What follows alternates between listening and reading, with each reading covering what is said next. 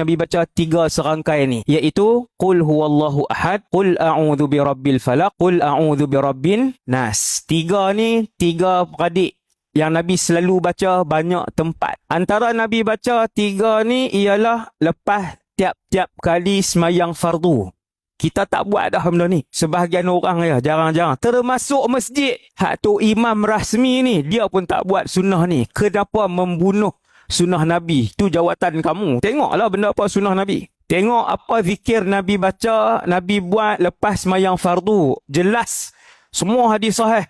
3 qul antara Nabi buat lepas semayang tiap-tiap fardu. Nabi akan buat 3 qul. Yang kedua, Nabi akan baca 3 qul juga sebelum Nabi tidur. Nombor 3, Nabi amal 3 qul ni bila?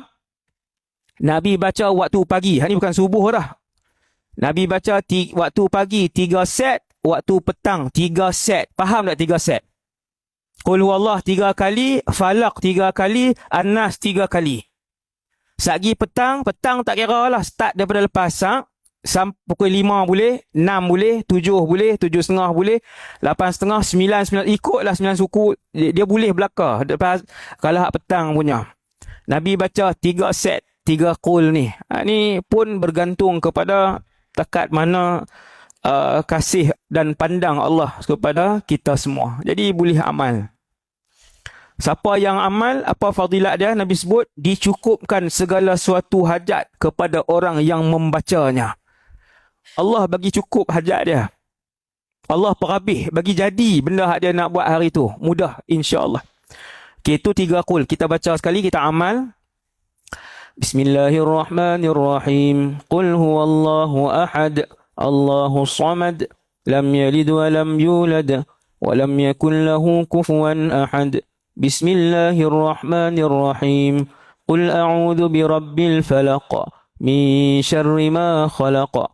ومن شر غاسق إذا وقب ومن شر النفاثات في العقد ومن شر حاسد إذا حسد بسم الله الرحمن الرحيم قل أعوذ برب الناس ملك الناس إله الناس من شر الوسواس الخناس الذي يوسوس في صدور الناس من الجنة والناس. Ada satu kabar gembira umat Rasulullah je dapat tentang beribadat. Dengar sini. Barang siapa yang biasa melakukan amal soleh, tiap-tiap bulan hantar sekampit beras rumah orang susah. Selepas 5 tahun, perniagaan dia pun drop, dia pun tutup kedai, dia pun ada hutang. Tak boleh sedekah dah. Nabi kata Allah arahkan malaikat, tulis dalam buku amalan dia, dia masih bersedekah sampai akhir hayat dia. Dia berhenti bersedekah bukan sebab dia kedekut, tetapi sebab Allah dah takdirkan perniagaan dia dah tak ada lepas tu. Sama orang sakit, sepanjang dia sihat sampai umur 41 sampai umur 42, Isnin Khamis tak pernah tinggal, Quran baca tiap-tiap hari, tiap-tiap minggu sedekah RM50, sakit terlantar bedridden dalam rumah, tak boleh buat dah. Allah arahkan malaikat, tulis dia buat ibadat tu tiap hari. Dia tinggal bacaan Quran bukan sebab dia malas, tapi sebab aku takdirkan dia sakit. Buat waktu sihat, buat sebelum kita sakit, sebelum kita miskin, sebelum kita musafir. Allah arah malaikat tulis ibadat-ibadat yang dia buat sepanjang dia mukim. Masya Allah.